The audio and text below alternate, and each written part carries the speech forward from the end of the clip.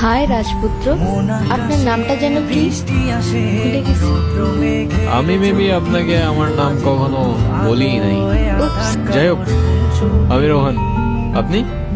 আমি তারা। কোথাও যাচ্ছেন নাকি?